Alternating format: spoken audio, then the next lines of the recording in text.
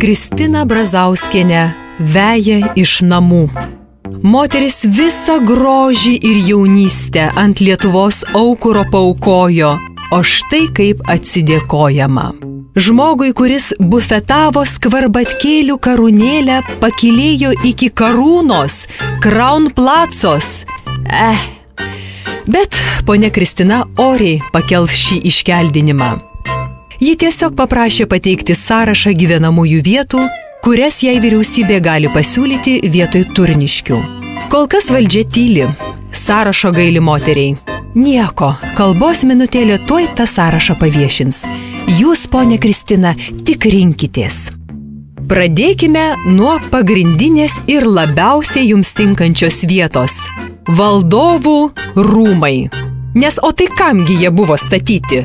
Na, aišku, prisimenant garsiąją prezidento Gintaro kolekciją, siūlome ir Gintaro muziejų Palangoje. Aišku, ne naujos statybos ir ne iš pirmų rankų, bet jūra šalia, o Kristina net žiemą mėgsta maudytis. Tiesa, Floridoje. Na, čia detalės. Toliau, Turniškėse prikaupta ir medžioklės trofėjų.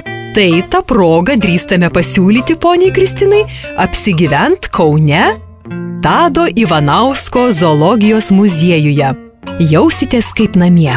Na ir dar prisimenant romantiškiausius jaunystės laikus, kai kalba žmonės ir užsimezgė ta lemtinga aistra, siūlome Vilniaus sporto rūmus. Gal ta vieta, kur gyvavo legendinis bufetas, jau ir išgriuvus, bet pastatas vis dar stovi.